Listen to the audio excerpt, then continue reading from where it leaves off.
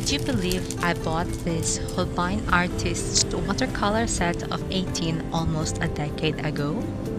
And now I decided to finally use them.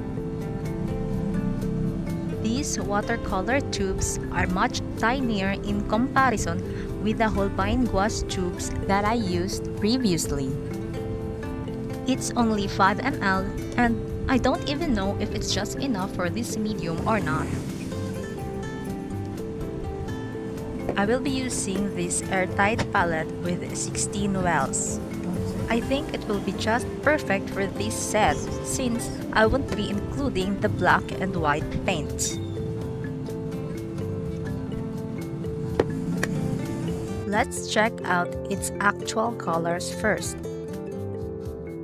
I'm not going to make any tests to check for the characteristics of the individual paints. If that's what you're looking for, I'm afraid you won't be able to find that information in this video. I don't think I'm capable of understanding and explaining it yet. I've only used watercolor a handful of times and that was 9 years ago. I've never touched the medium again until just recently. For now, I just want to know what the colors look like fresh from the tubes, so I could sort which colors I would like to be adjacent with each other in the palette. I think this step is actually crucial so you don't have to just randomly put whatever colors next to each other. We don't want yellow to be in between red and blue. It can be conflicting, since there are various shades of yellow in this set. So it's best to put the color families together. I mistook the W034 as the W134 earlier, so I'm painting the backside of the W134 with burnt sienna. I'm rearranging them according to my liking, and I came up with this setup. I couldn't close the cap of the Viridian hue because there's a paint on the opening. I'll just put it aside for now.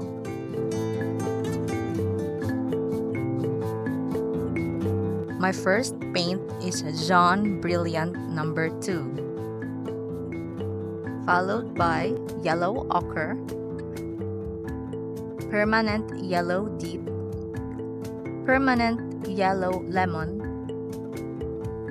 Vermilion Hue, Rose Madder, Crimson Lake, Burnt Sienna, Burnt Umber, Mineral Violet, Cobalt Blue, Prussian Blue, Compost Blue, Permanent Green No. 1, Permanent Green No. 2, and lastly, the Viridian hue. So far, I've only seen binder separation from the Chinese white when I painted with it earlier.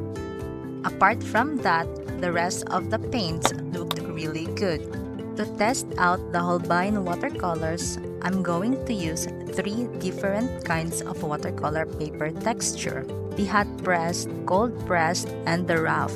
These watercolor blocks from Baohong are 100% cotton and has a paper weight of 300 GSM. It is one of the best paper you can use for watercolor. I have art friends that mainly uses watercolor medium and they've mentioned watercolor papers can expire. Unfortunately, I bought these bigger blocks around 4 years ago. Although I stored them in a cool, dry place and didn't take the plastic seal off, I don't want to take any chances before it's too late. This is the main reason why I'm now using my watercolor materials that I've been storing for a long time. In here, I noticed that there are stains in front of my cold pressed block. I'm confused as to how this happened since I haven't exposed this to any harsh environment and my hot press didn't have any stains. I think maybe it's already been there from the beginning. I was hoping that it didn't affect the sheets inside. But sad to say, it did. I don't know if it's gonna affect the quality of the paper or if it's just a harmless stain. I just bought this 5x7 Baohong Rough a month ago. I didn't think that I would like a textured paper that much, so I just bought the smallest size they have. It's not that I needed it that time, but I just wanted to have it. I'm an impulsive buyer, especially when I'm watching YouTube videos of other artists. I would look up their art materials and straight up order online, and when they arrive, the excitement already died down, so most of the time I ended up having lots of unused art materials. Anyway, I didn't spot any stains on the second paper of my cold pressed. It's good to know that the papers below are not infected. To take out an individual sheet from the block, slide in a bone folder or a palette knife in the opening slot just above the block. Drag it along the edge and don't use a very sharp-edged object like a cutter. The sheet might get damaged. I'm just gonna cut the hot and cold pressed paper with the same size of my rough paper.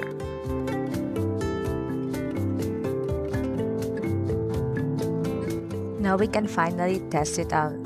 The hot pressed has a smooth surface, while the cold pressed and rough has grainy texture. To be honest, I don't feel any significant difference in textures between the cold pressed and rough. I'll be painting with the rough paper first. I've read that the textured papers are more forgiving than the hot pressed one, so I'm gonna go with the rough, then cold pressed, before I go with the hot pressed. Since I've been using gouache a lot lately, my current art style is not really suitable with a wet on wet or a loose type of painting. Watercolors can be wild and uncontrollable sometimes. It doesn't really sit well with a detailed freak like me. I used gouache, colored pencils, and pastels before, and those are the mediums that are easy to handle. But with watercolor, it's just unpredictable. It makes its own happy accidents, and that scares me. I still remember the last painting I did with watercolor before I shied from it from a long time, and it looks really bad. Back then, I was still a student, so I was on a tight budget and used a 200 GSM cheap paper that isn't even a cotton paper. The colors became washed out and didn't blend well.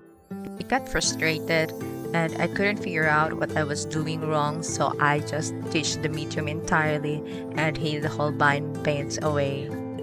I didn't know that one of the biggest factors in watercolor is the paper and not just the paints.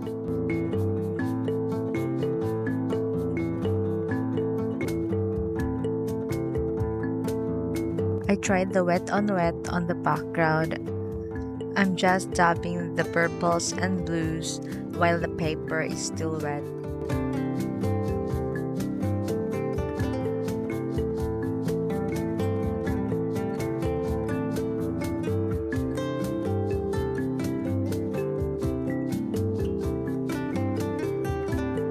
Lastly, I added the metallic watercolor paints on the feather. I just thought that it would look really cool.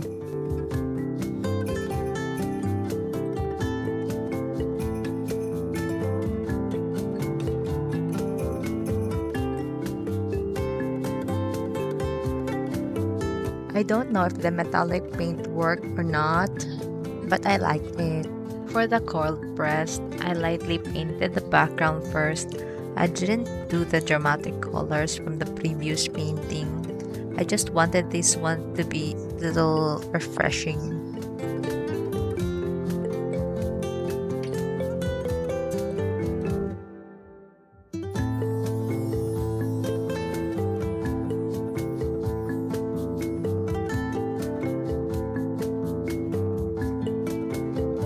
As usual, I'm still doing the detailing of the feathers. I really can't help it.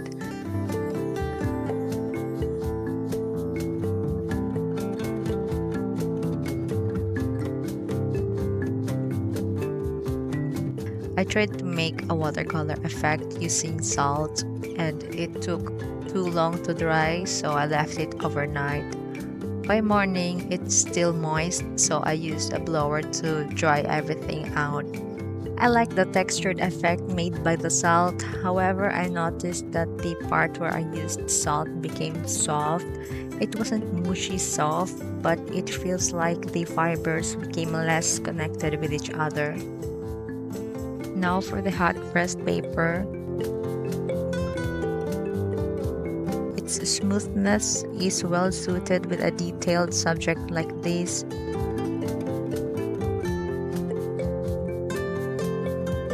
The hot pressed paper also dries a lot faster than the cold pressed and rough.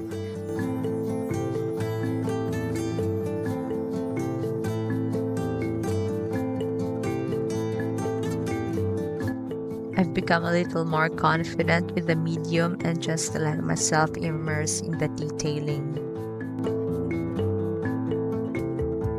I use detailer brush in the majority of my paintings. I'll have to practice more for the textured papers because I don't think I did a great job in presenting their best uses. I'll paint another set of painting with these Baohong papers, but not with the same subject.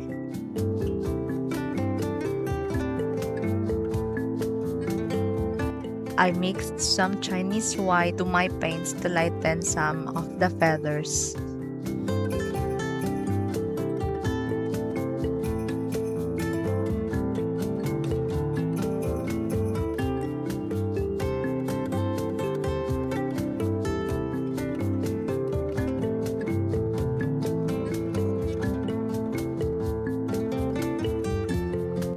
I'm just adding the shadow at the bottom to give more depth of the raven.